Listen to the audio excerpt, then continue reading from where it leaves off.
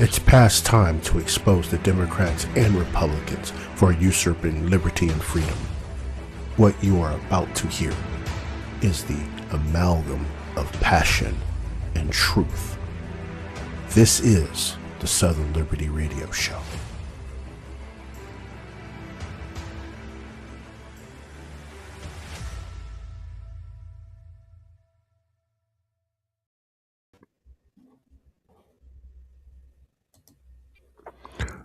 Good evening and welcome back to Southern Liberty.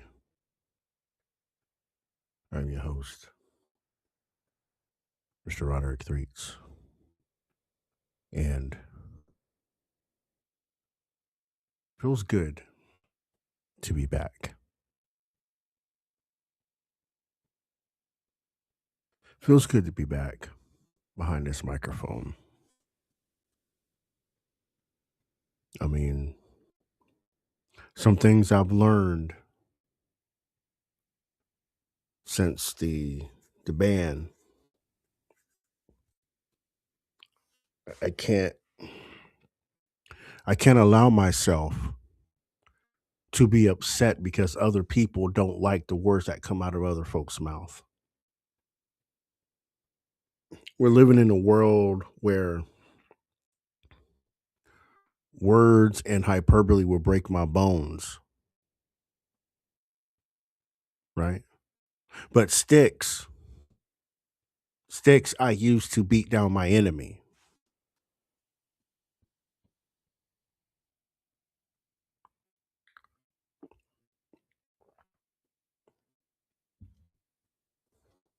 We're living in a point in time in history where everything in our reality that we're watching, right? Let me take that back. Everything that's in our orbit that we're watching, right, is literally antithetical to any process of the mind. Tonight, I figured I would start off from the hiatus, the forced hiatus, and talk about the state of civic America. It's something we really need to talk about. You're not going to see liberals, conservatives talking about it. You're not going to see the progressives talking about it because they're part of it. They're part of the civic rot in our states and in our country as a whole. You don't hear them talk about it because they make money off of it. They make money off of strife, grief, and anything else that's completely antithetical to an existence of liberty. So I wanted to put down the political scorecard. Right. I don't want to talk about any legislation or tracking who's doing what in what campaign. Maybe might touch on it depending on which direction my head goes. This is strictly off the top of my head right now. I've had a lot of time to think, per se.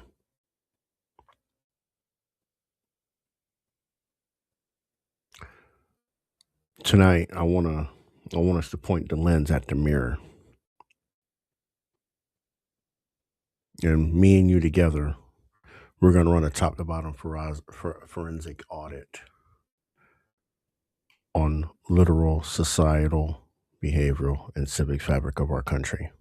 Because if you look past the corporate spreadsheets and the multi-trillion-dollar mirage of institutional stability, the real crisis in America is psychological.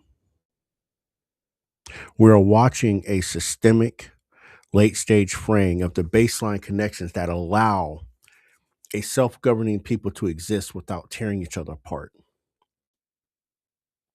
We've replaced ideas with chemical diagnoses, right? We've replaced community grace with algorithmic tribal warfare. And we've traded baseline constitutional literacy of law for raw, unchecked emotional utility.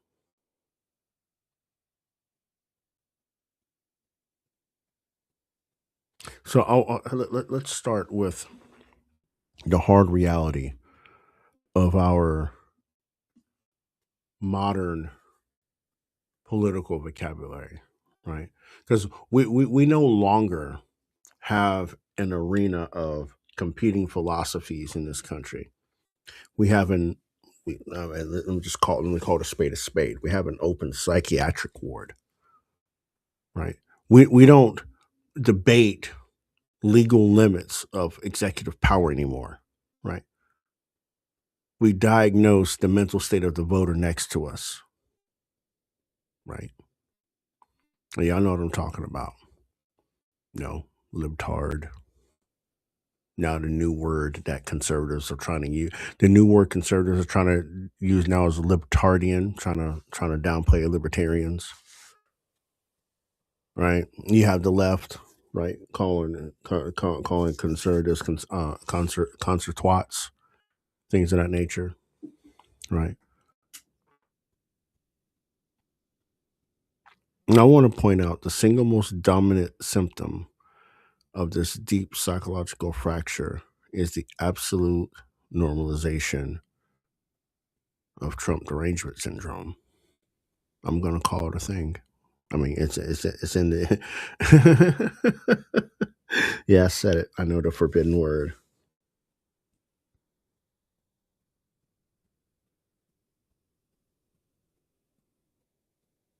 because it is in the ICD-11. TD Trump derangement syndrome, but it's worded under a 900 diagnosis if I remember correctly. Um, but ICD-11 does have that diagnosis in there, which is crazy, right? But I want people to understand, right, why I'm using this, right? Because TDS is no longer just a punchline, right, for a passing internet meme or an X meme or a dance on TikTok, right? It's fully involved into a dominant institutionalized civic religion, right? That's what's scary.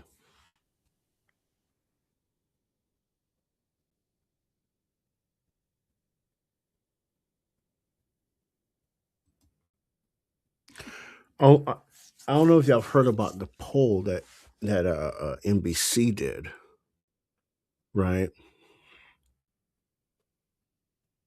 Now I want to say I went back and I had to use AI because my visions on the screen aren't too hot right now. I see, I have blurry vision a little bit. I see squiggly a little bit, but it's okay. I'm sitting in the dark with the screen actually turned all the way down. At least I can see the volume moving on the screen, so I know that you guys can hear me. But in this poll that NBC did, they polled 1,000 people, right? And the poll is called "Threats to Democracy."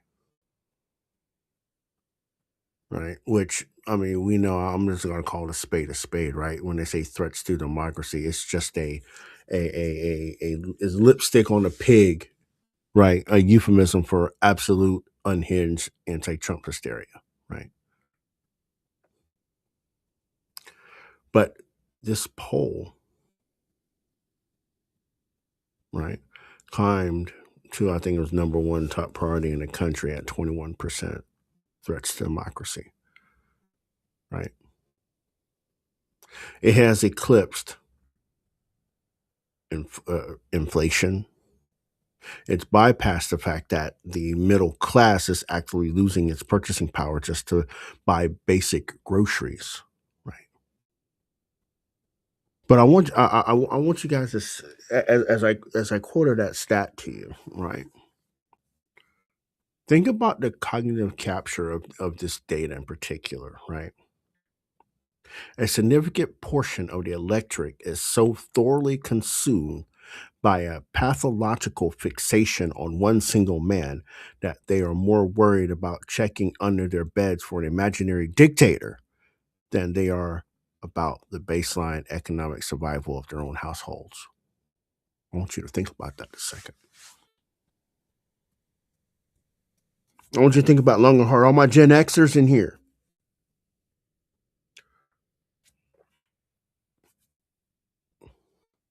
We've seen this before, haven't we? Hmm? We've seen this before, haven't we?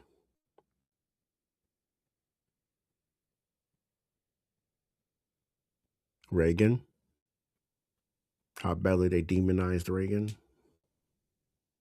in his second term, especially after Iran Contra. Y'all know what I'm talking about.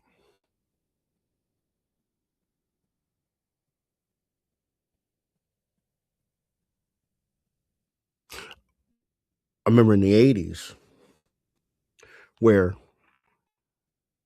the leftover of I'm Black and I'm Proud from James Brown started taking over the neighborhoods in New York, aka New Jack City, right? Places like Detroit, right? Atlanta, right? They had black folks looking under their beds for Klan hoods because their Republican governor was going to come get. It's the same hysteria, just a different pig and a different color lipstick.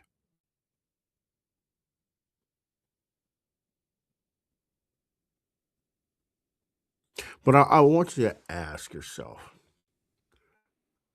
what is the actual structural fallout of this obsession over Donald Trump with these people, right? It literally, from my point of view, it completely hollows out any remaining sense of a shared national identity, right? According to this same poll, here's what's it makes me sad, right? It makes me really sad.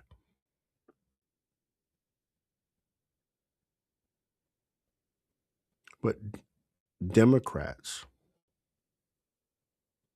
per this poll, plummeted to an all-time record low of I think 36% in this poll. And a staggering 51% of that entire political spectrum now explicitly states that they're not proud to be an American or this country's moral example. And granted, given, right, I understand where they're coming from.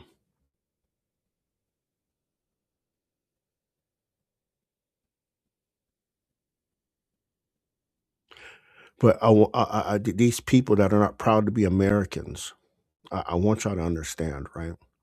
When your entire civic worldview is filtered through a clinical fixation, you lose the ability to see America as a grand, ongoing constitutional experiment based on the Ninth and 10th Amendment. Instead, you see this land as fundamentally defective, irredeemable, simply because the person you despise holds the executive office. You cannot sustain a free society when half the population has replaced a shared cultural foundation with raw, unadulterated tribal panic.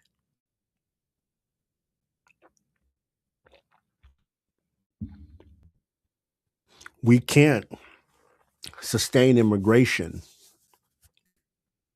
any longer because of this division, this civic rot in our country.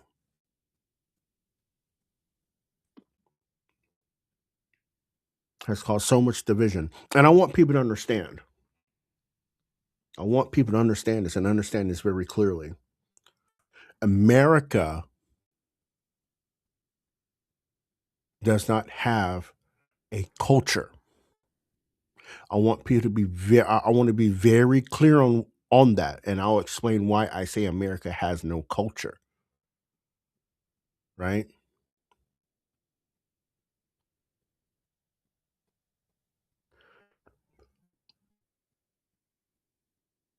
Places like England have culture,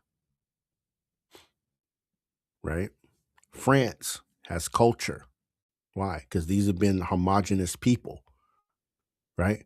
These people have been homogenous for thousands of years, right? Sweden, Scandinavia itself has a culture between three nations. Each nation does have a couple little quirks, but for the most part, they are Scandinavian. Russians have a culture. They've been a people for thousands of years. America does not have a culture because we are very multicultural in that regard, and let's not leave out multi-ethnic. We can't leave that part out because ethnicity is connected to culture, right? And even to a localized level, cultures change from street block to street block, right? The culture here in rural Florida is completely different than the culture in Orlando, different than Ocala, different than Tampa, right? And it's the same thing in South Florida. It's literally South Florida is a prime example of block by block different cultural differences and cultural norms. South Florida is the epitome of that. In many places, especially Miami-Dade, when you go from Liberty City over to Overtown, over, say across the bridge to Miami Beach. I mean, you have 3 or 4 distinct cultures within 2 miles of each other, right? But let me let but let I want you to also understand, right? Our culture, right? Now here's where I snap it back, right? Our identity as Americans is we have the same ideals and principles of liberty, right? You can be whatever religion you want. You can be a furry if you want. There's no cultural norm that says that you need to be and act and dress this way to be part of our society. You can be whoever you want, however you want. It's the beauty of America. That includes trans, all that. You can be trans. I don't care. At the end of the day, right? Our culture is surrounded. Is I'm not to say surrounded. That's not the right word. Our country is bonded by a individual liberty and respecting each other's differences and getting along and treating people with respect. That, my friends, is the culture. We don't have a food, we don't have a language, we don't have any of that. Liberty and freedom is our binding.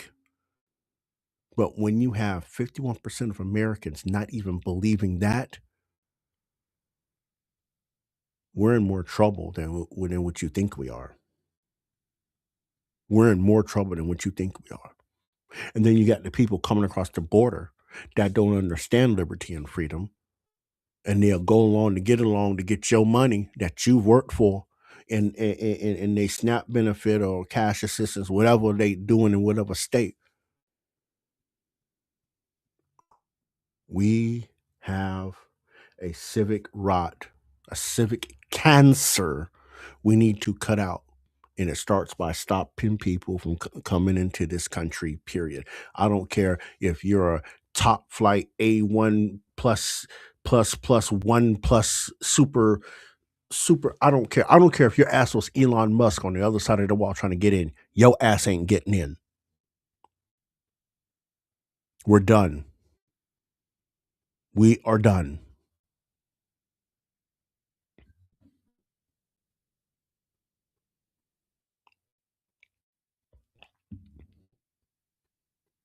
We got too much of a cancer rot.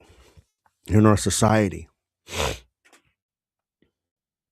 to continue supporting other people that don't even understand our bond in this country, the U.S. Constitution and the state constitutions, respectfully.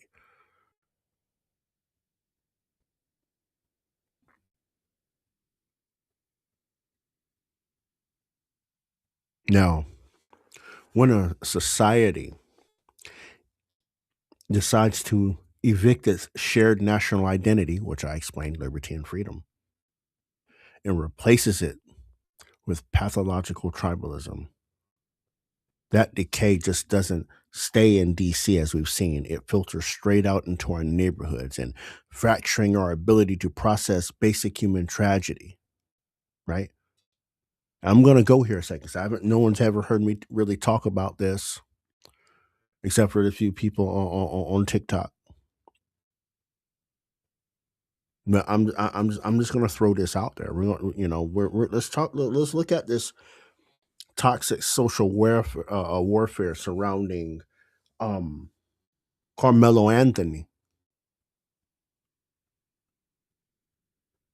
I won't go through the details because y'all probably had the details beaten across your head. But I want to point out something, right? In a healthy society, a localized tragedy of this magnitude would cause a community to draw inwards, right? It would prompt a deep, somber reflection on the breakdown of youth behavior, the safety of our schools, and shared communal grief. But, ladies and gentlemen, we don't live in a healthy society. We live in a cancer ridden society, civic cancer ridden society. We live in a digital coliseum managed by big tech algorithms, right?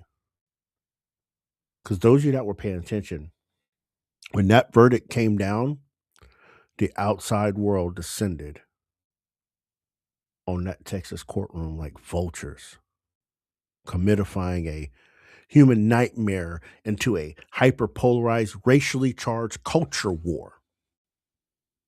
You had outside activists demanding the dismantling of the local legal system and online commentators throwing out extreme threats. Yeah, I've seen them, especially the one that's really going around. White people should be afraid to go outside this weekend. White people, I don't want to see you out this weekend. We might get you. And you know what I say to that? Because y'all know me. You know my militant side always comes out when I hear shit like that. I'm like, go right ahead. When those white people blow your head off and they put your face on a t-shirt, I'll be the first motherfucker to buy the t-shirt and burn it right in your folks' front yard. I'll be the first motherfucker.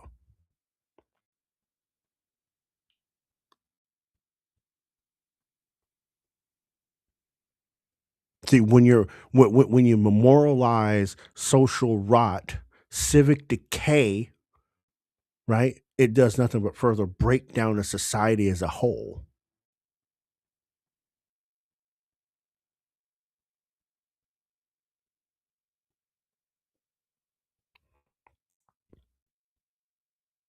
Now, I got to go to the other side of this, right? What Jeff Metcalf said, granted, it was done out of pun, but he know damn well it wasn't going to be received well. You can't call anybody a watermelon felon and no one understand the context you're coming from because they are so rotten to the core, they don't get it. So Jeff Metcalf should have just said, you know what? I don't need to say that. He should have just stopped before he even got to watermelon felon. But that's contributing to the culture war, right? And it gives those buffoons on the other side, look, see, he was racist. Ooh. I don't think Jeff Metcalf has a racist bone in his body. But again, he said it in the context as a pun, like, since y'all want something to talk about here, talk about this. And he just threw it out there. Granted, we don't stand by those words. But that's what he did and why he did it. He was very clear on why he did it. But no one's, again, we live in a society that no one considers the context, just the words being said in that moment, right? For clicks, views, and money, right?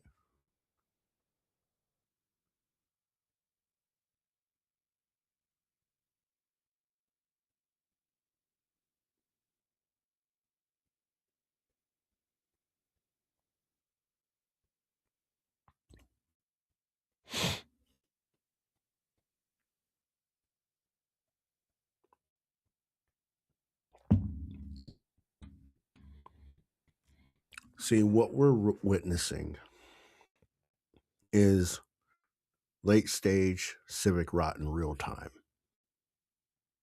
right? The system has conditioned the populace to treat every local headline, every drop of human blood, every courtroom decision as an ideological battlefield.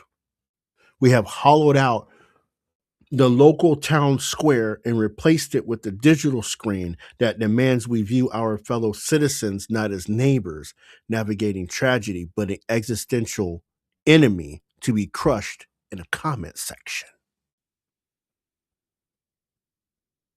Oh, but look, I'm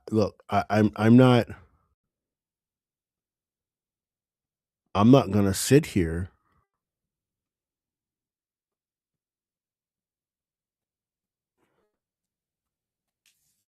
I'm not gonna sit here and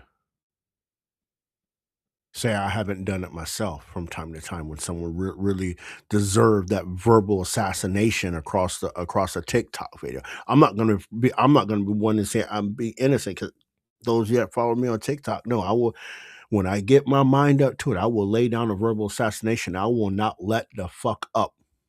I will verbally assassinate you for weeks on end on purpose because that's how I get down. When you out of line and out of pocket, I will make sure you get your ass back in that pocket. If not go away completely, because that's how I got my name. Got a couple years older, I slow it down a little bit. When someone needs that verbal assassination, I'll give it to them. I'll give it to 100%. I mean, even let's think about the social the rot itself. When when we're talking about this anti-Semitism, which really is not it's more than anti-Semitism, it's anti-Zionism, right? And y'all know me, I don't have a position on that. I'm not Zionist, anti-Zionist, anti-Semitism. I just call balls and strikes, right? I call balls and strikes. I stand by people. I stand by people, and if they're unjustly being oppressed, picked on, I will side with those people every single time. I don't care who they are, every single time. Some people may call me a Zionist for backing Jews. I'm sorry, I'm a Christian. I'm a Christian. Jews are God's chosen people from the beginning of the Torah or Old Testament for those of us that are not that astute to understand that. I wouldn't dare turn my back on God's people. Does it tell me to pick up a sword and go fight their battle? No, it doesn't. Because the Jews don't need that help. They don't need that help. Outside of that travesty from that fucking idiot in Germany, many countries have came against the state of Israel and have lost. I want y'all to think about that on a grand scale. They're surrounded by the enemy, and none of them seem to be able to conquer them. I want people to really put that in perspective. Even if the United States was to step back out of the picture, God has his hands on his people. Period. That's what he said in the Torah, aka slash Old Testament. And it still remains true today.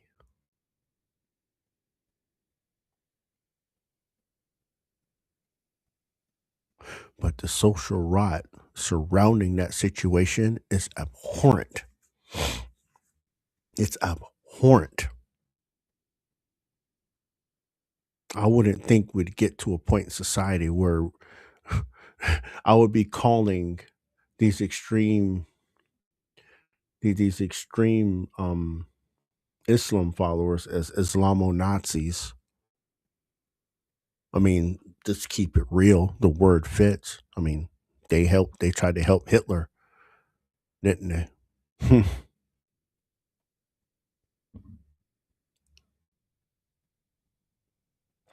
The same Islamo Nazis like Imam Dami and all these other people are in beds with the Graham Plattners.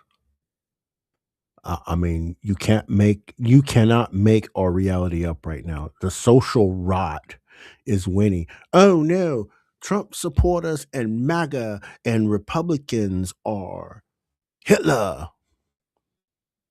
You got a motherfucker that just won the primary ballot for the Democrats to face Susan Collins. I don't care if it's colored up. He knew what the fuck it was. He knew it was game time. And then people still are defending this guy.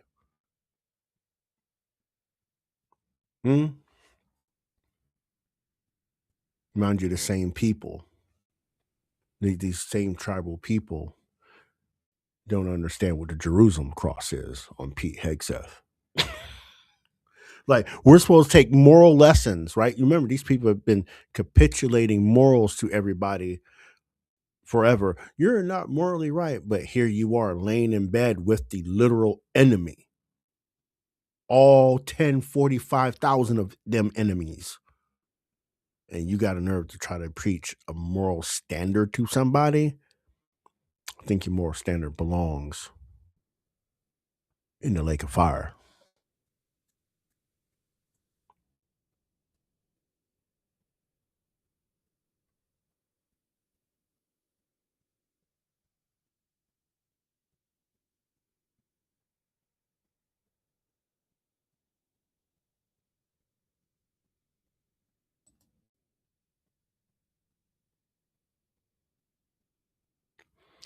But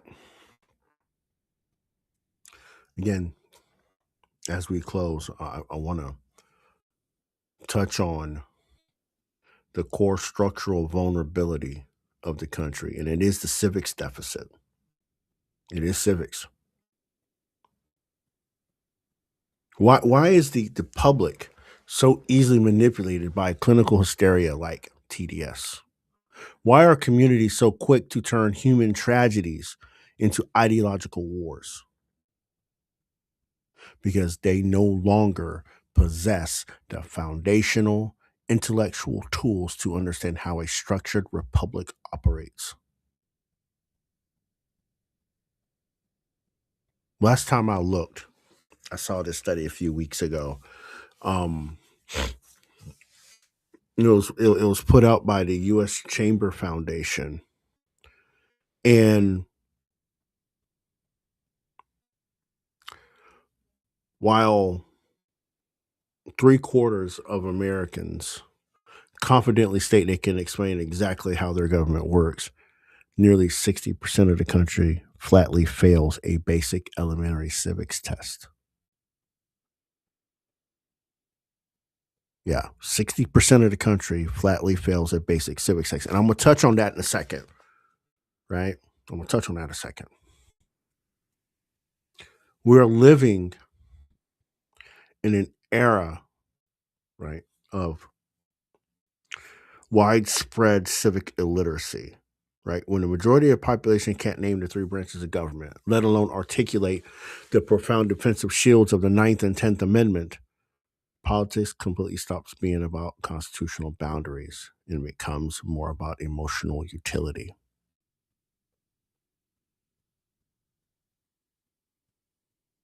See, when people don't understand Madisonian friction, right?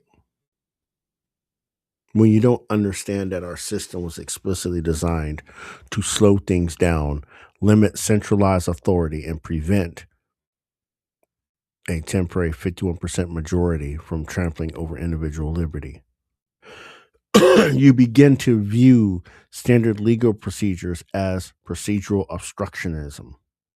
Rule of law is systematically dismantled and replaced by the rule of feeling.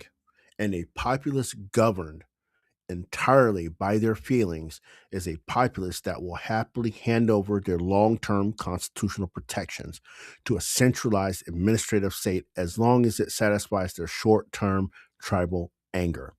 I said all that for a reason because if we remember, I just told you 60% of the country flatly fails a basic elementary civics test. Let me drop something on you.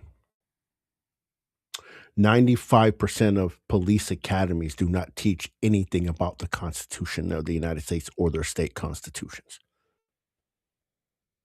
So you already got people coming in to post training that are failing a basic elementary civics test.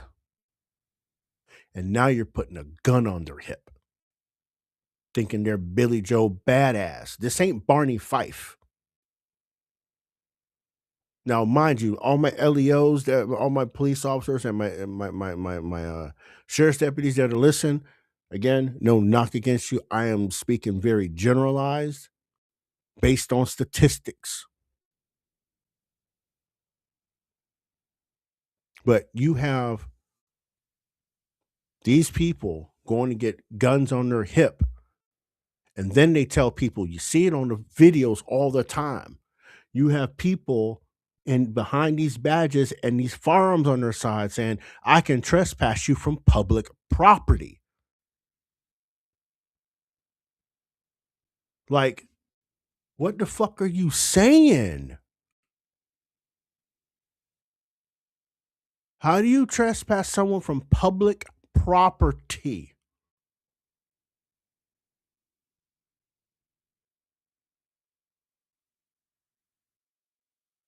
Or they think just because they barked an order that it's lawful.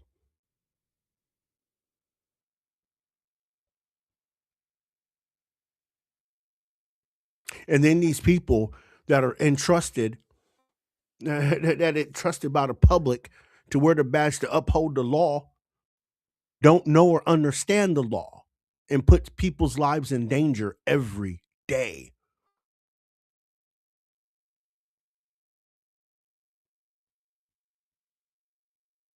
I mean, we've gotten to a point, our civic rot has gotten to a point where, and I'm gonna say that I'm gonna say this with my whole chest: comply or die. That's where we are. Comply or die. And I don't want people to take this tail end of this and say, "Oh, this is a race thing." This is no, it's not a race thing. This is real life for a lot of people, from the wealthy to the dirt poor. When those lights pull up, flash behind them, I'm sorry, some people's assholes pucker because we've seen too many videos where officers, the person is not doing anything, they're not a threat, their hands are on the steering wheel for, and you hear that line, because of officer safety, I need to pull you out the vehicle. What?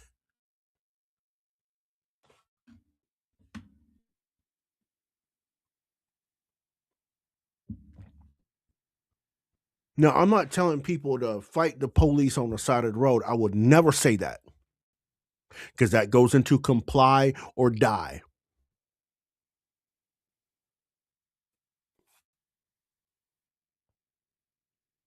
And we can talk about solutions for that on another episode. We're not talking about it here, but this is the problem we have this is the problem we have. 60% of people cannot pass an elementary civics test. How do you put a badge over their heart and have them swear to uphold the Constitution they have, one, never read, two, understood, or three, ever faithfully executed in their life?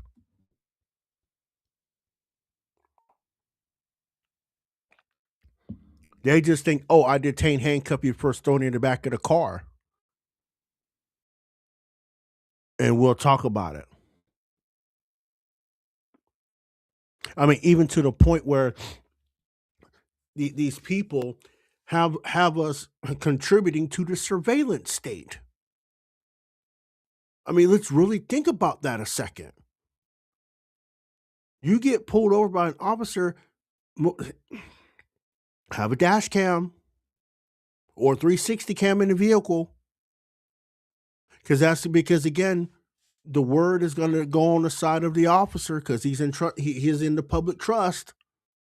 They're going to trust he is correct. But this goes back. It ain't about the attitudes of the people behind the badge. It's the illiteracy on the U.S. and state constitution. That's where the fault is. I have said for a long time, especially sheriff's deputies, you need to be able to pass a constitution test before you get that badge on your chest. Because what police deal with police and sheriff deputies deal on a daily basis is the Fourth Amendment. They deal with that on a daily basis. And how do you not understand at least the Fourth Amendment? You shouldn't wear a badge. And I don't mean just the basic, the right to privacy. No, the right to privacy and all that. No. It's deeper than that. You can't yank someone out of a vehicle because they failed to ID because they never committed a crime. Most states are not stop and ID states, but you're going to arrest them for obstruction because they didn't give their ID. This is basic Fourth Amendment shit, and y'all fucking it up. Y'all are fucking it up. Obstruction is physical, as said by the Ninth Circuit and the Supreme Court. Obstruction is physical. But here you are, failure to ID, right? Failure to ID gets you arrested. What's the crime that the person committed that they needed to ID for? See, this is simple Fourth Amendment shit that these people keep fucking up.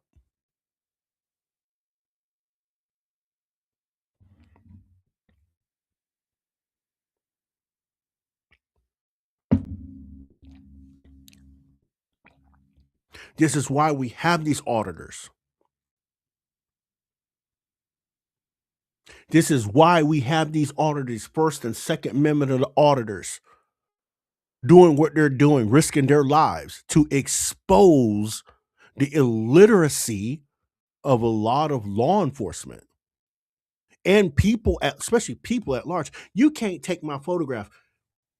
I'm sorry. Keep your ass in your house then. Because if that individual standing out there on that street with a camera, you're telling him that he can't take your picture, but Uncle Sam has already taken your picture from the light pole standing behind him. So you give the government consent to take your picture, but not an individual. When that individual, here's what's stupid, people. That individual that's telling you that he or she can't take your picture can FOIA request the cameras on that street to get your picture. I swear, Americans are bumbling idiots.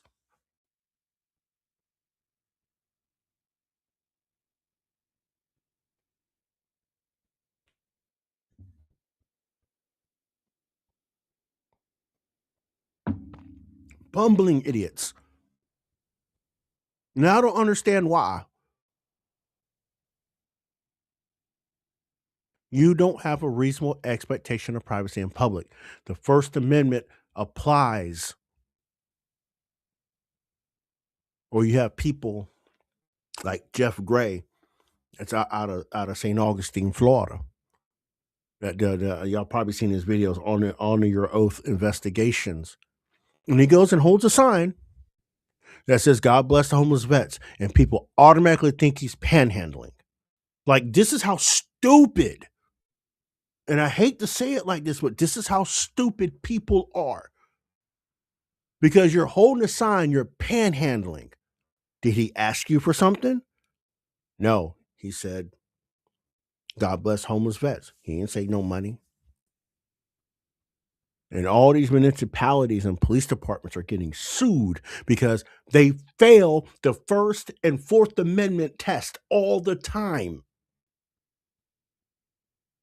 I want to remind people, solicitation is still free speech, people. Solicitation does not only mean money,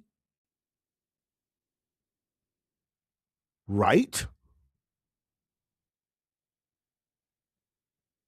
Why do people put no soliciting on their doors? They don't want Jehovah's Witnesses, Mormons, Baptists, Girl Scout cookie people, nobody coming to the door soliciting for anything, because solicitation is the speech, is they're asking you to do something. It's not necessarily you giving something, but you're asking them something.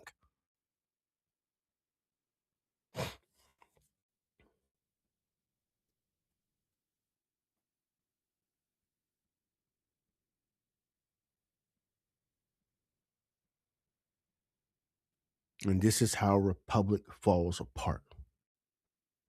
Second Amendment, same thing. I mean, Supreme Court just came down today. Oh, just because you have marijuana doesn't mean your Second Amendment right should be trampled on. Hello, that's common sense. But I want y'all to think about that a moment, right?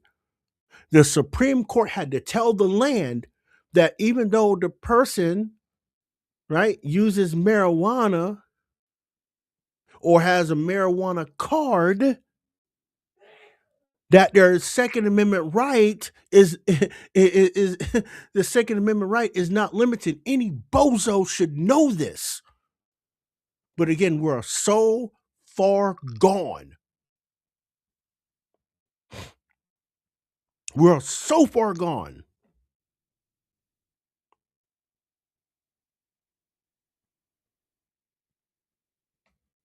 that we're willing to take people's rights because of what they did or cannot do. We'll take your rights away. Since you can't use them, like, where are you going to put them? Somewhere else? I mean, this is crazy work.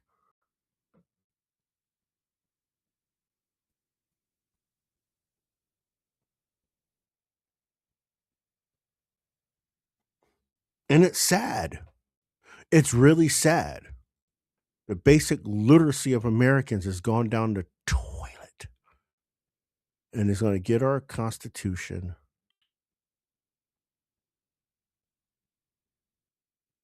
ripped to shreds, amendment by amendment.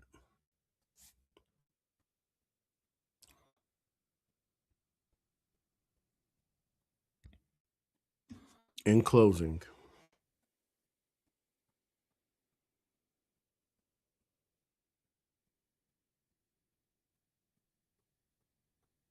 what is the state of America right now from your point of view?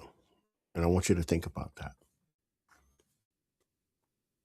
For me, the state of America is a frayed social fabric, a pathological political class, and a deep civics deficit that leaves us vulnerable to top to bottom manipulation. But again, I want people to remember the remedy isn't going to come from Captain Save-A-Hos in Washington, D.C. The remedy is bottom up civic reconstruction.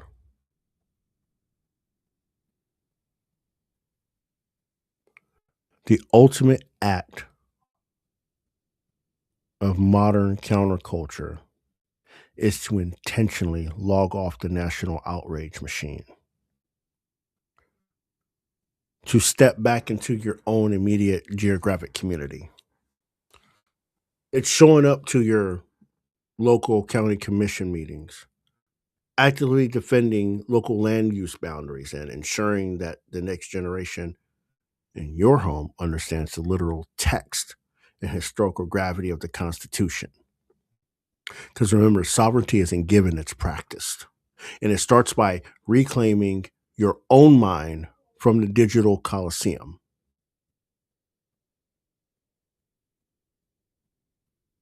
With that being said, I appreciate y'all. I love y'all. Make sure you share this with your peoples across all your platforms, wherever you're on. Make sure you check us out, torchoflibertymedia.com, Ninth Amendment Project.org, and patreon.com/TOLMF. Torch of Liberty Media Foundation on Patreon. With that, I bid you adieu. Remember, love your neighbors, love your family, but ultimately, love yourself. Until next time, everyone, peace and love.